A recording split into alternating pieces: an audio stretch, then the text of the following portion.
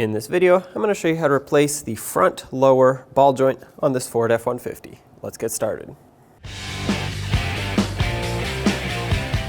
Let's start by removing the wheel. If you have the center caps, then you're going to want to take a pry bar and just very gently remove these. They make a cutout in the wheel where you can pry it.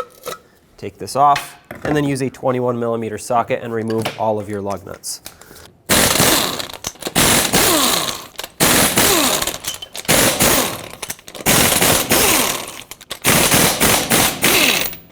Now you can remove the wheel.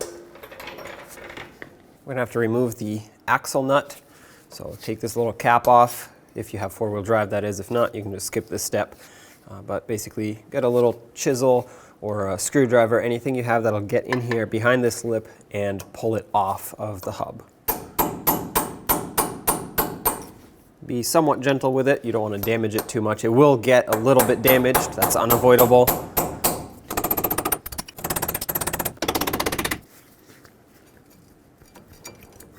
Grab it with some pliers and wiggle it until it comes off. Now use a 13mm socket, remove the axle nut. Shouldn't be very tight. Next use a 21mm socket. Let's remove the tie rod nut. Okay, leave it on just a couple threads. Then we're going to use a hammer right here on the knuckle. That's going to break the tie rod free, and the reason I left this on is so that it doesn't swing down uncontrollably once it does break free. Okay.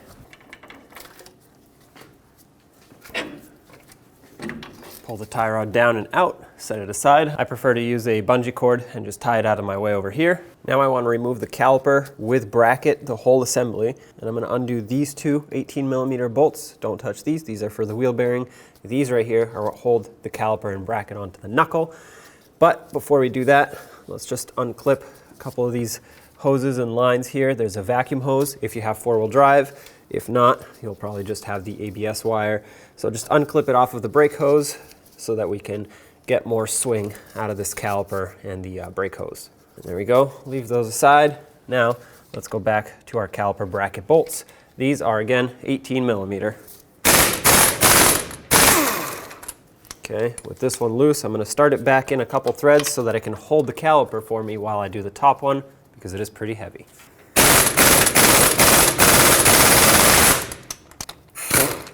All right, that one's out. Remove the other bolts that you still had in there for safety. And pull the caliper off of the rotor. Sometimes you'll need a pry bar to just persuade this off of here. Pads are a lot of times stuck. And now I'm going to hang this to the side on a bungee cord because I don't want to put any pressure on this brake hose. Now you can take the rotor off. Next I want to disconnect the upper ball joint so that we can pull the knuckle away a little bit and remove the axle. Pry down on the control arm. Put a 21mm socket with a swivel on this nut.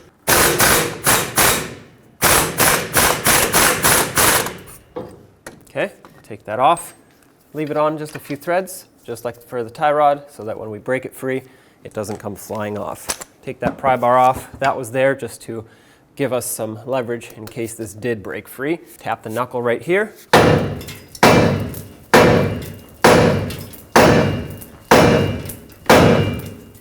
There we go. Now you may or may not need to use the pry bar. In my case, I don't.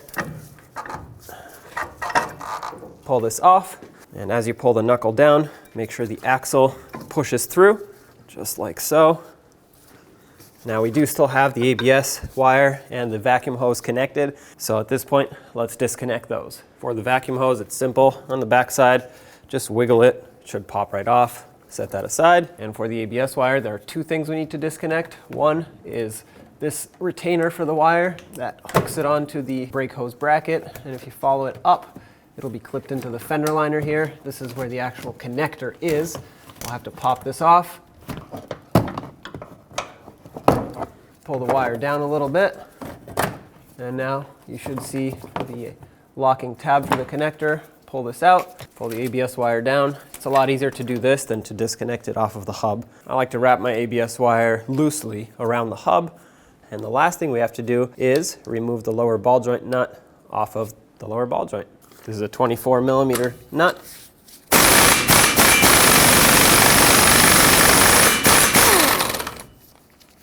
Leave it on a few threads and use a hammer, tap the knuckle right here to break the stud free.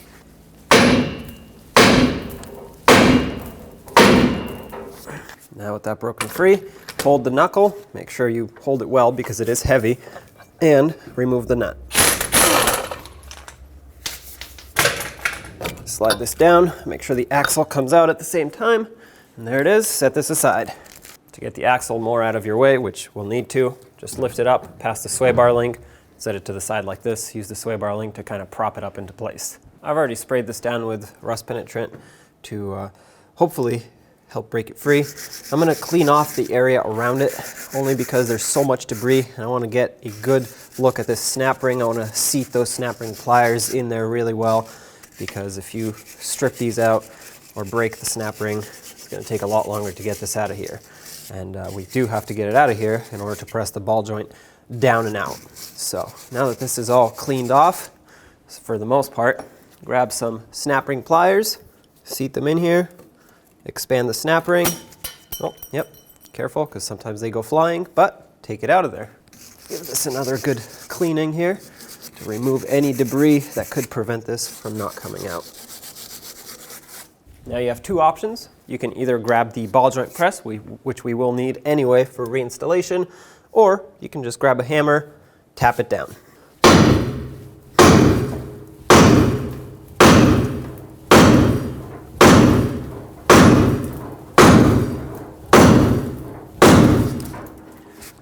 Well, a lot of times I can get it that way. Looks like this one's really stuck, most likely because it's a steel ball joint into an aluminum control arm. And steel and aluminum do not mix very well together over time when it comes to corrosion. Spray this down again, and I guess let's get the ball joint press. So here's what I have set up. Basically, I'm going to press with the ball joint press directly on the top of the ball joint here. Underneath, I have a receiving cup with an adapter so that the ball joint press can have something to grip onto. I'm going to thread this rod down and then use my air impact and press it down until it slides out of the control arm. Make sure everything is as centered as you can get it. Here we go.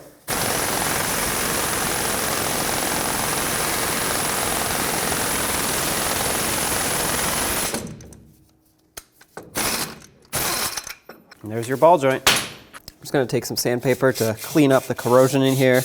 You don't want to sand away material. This is aluminum and it's very easy to remove too much. So don't use anything extremely abrasive. This is just 400 grit sandpaper.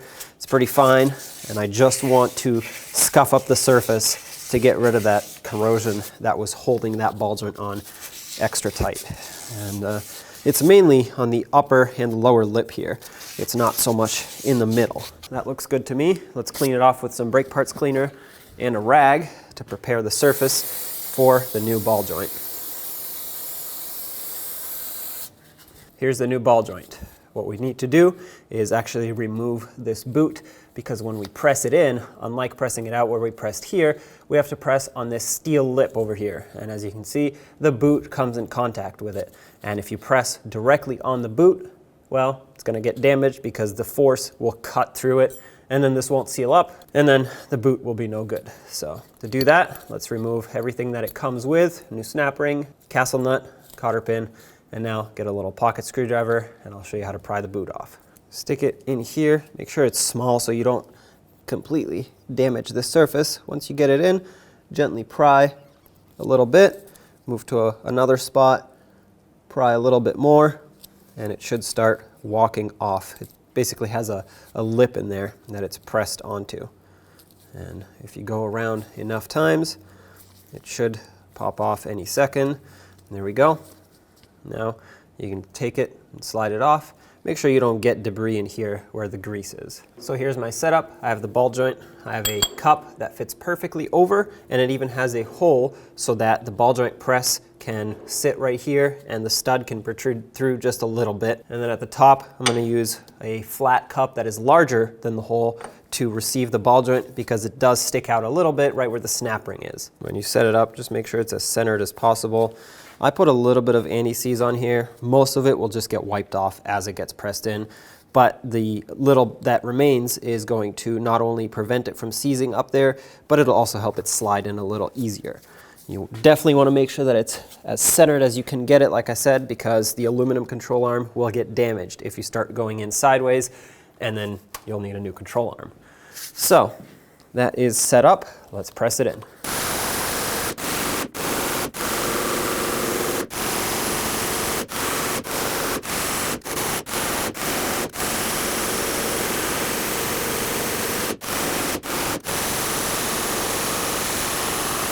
All right, that's in all the way. Let's release the ball joint press.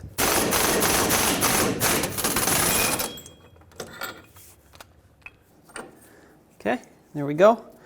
Ball joint is perfectly pressed in. It's nice and sturdy in there. Of course, the snap ring will completely lock it in. Now, as you might have seen, it did want to go sideways a couple times, but every time it did, I corrected it, pulled it back the right way. What you don't want to see is a lot of metal shavings in here, and usually that means that it went in so sideways that it shaved the whole control arm, and well, it won't even be tight in there, but clearly this one's pressed in very well. So I'll grab the new snap ring and let's line it up. Okay, make sure it's seated very well in its groove. If you have doubts, you can just grab it, give it a couple spins. It is wider on the back side than it is on the front side, so if you think it's sticking out over here, that's normal. This will be the narrowest part of it, but this is nicely locked in. Perfect. Now let's get the boot back on, slide it over the stud, and try to seat it as well as possible by hand. Most likely you won't be able to do it all the way by hand, but that's why you can take one of these cups. I'm actually using the same one that I used to press the ball joint in, and just squish it. You should feel it pop in and lock on. There we go. That looks perfect. This is completely optional for me. I just felt like it was necessary to clean up the grease and re-grease the end of the axle here. Regardless, let's slide it back down. Now grab the knuckle, slide the axle and the ball joint in kind of at the same time. Once it's up, put the nut on. Now as you push the knuckle in, make sure the axle lines up with the splines. If it doesn't, just give it a couple twists. It should fall into place. Just like that. Now line up your upper ball joint. If you can't press it down by hand enough, just use a pry bar. I can get it to poke through a couple threads, and that's enough to slide the nut on. Grab your 21mm socket, tighten up the mounting nut. The torque for this is 85 foot-pounds. That's it right there. Now let's tighten up the lower one. The new size is 22mm. Torque it to 111 foot-pounds.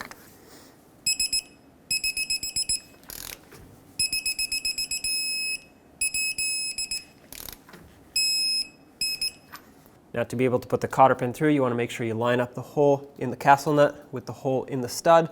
Looks like for us, we have to keep going because it just barely doesn't line up. And you never want to loosen in order to line these up. You always want to keep tightening. A little bit more.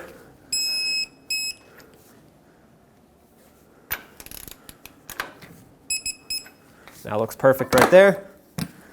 Slide a cotter pin, slide the cotter pin through, and bend it over to lock it in.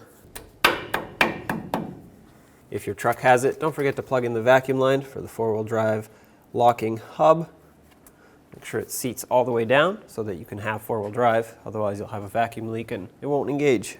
Next, let's clean up the hub surface where the rotor rides. You want a nice, smooth surface, otherwise the rotor won't seat flush and you'll have braking issues. You mainly want to focus on the outer ridge as well as this inner ridge. In the center, the area is recessed in so the rotor doesn't actually touch that surface.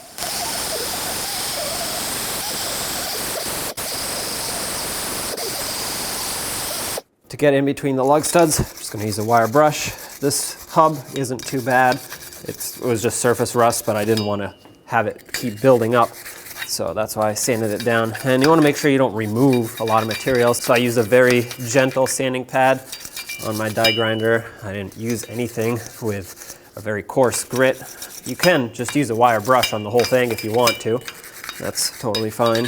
Hopefully yours isn't as rusty as this one. Now just rinse this all off with brake parts cleaner. Get all the old grease off. We're gonna add new anti-seize to this surface. because I don't want it to keep rusting. Let that dry out, and then add a thin layer of anti-seize, mainly to this outer ridge as well as the inner one here, but I'm also going to add it to the center because it's bare metal and I don't want it to rust. But like I said, focus on these two areas.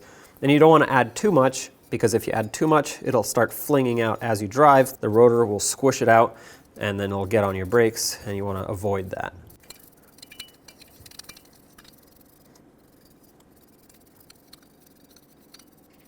If needed, clean up the backside of your rotor where it mounts onto the hub and slide it on. At this point, I'm going to thread on a lug nut. That way this is held secured onto the hub and it doesn't wobble around. When it wobbles around, it actually can cause debris to build up behind where we just cleaned, and then you just spent all that time. Now you have debris on there. So make sure you secure it down with a lug nut. It doesn't have to be very tight, just hand tight so that it can hold it here. Now grab your caliper, slide it over the rotor, line it up with the mounting holes at the same time. As soon as one of the two lines up, start the bolt in so you can let go of the caliper. Snug these up. The torque for these two is 148 foot-pounds. Now just resecure all of your wires and hoses that you had here.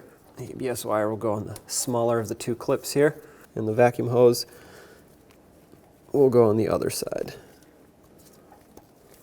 Clip this in here and plug it back in.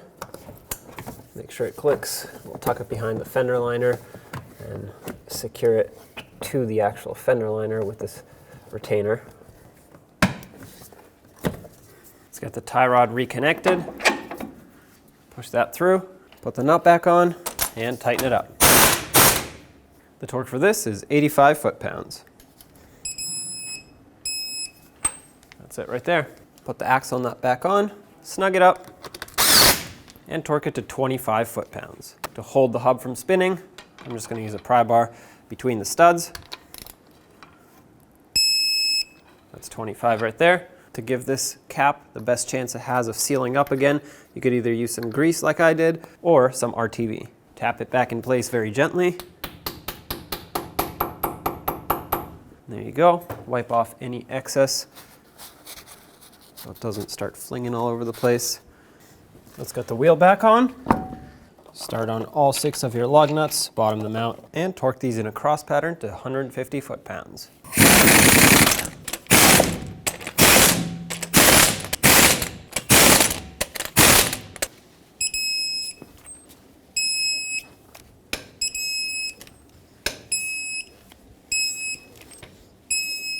Double check them.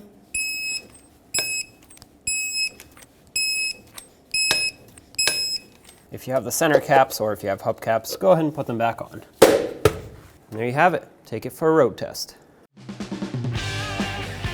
When only the best will do, demand TRQ. The only company that lets you view before you do. TRQ is committed to offering the highest quality aftermarket auto parts that are engineered for peace of mind. Thanks for using and viewing with TRQ.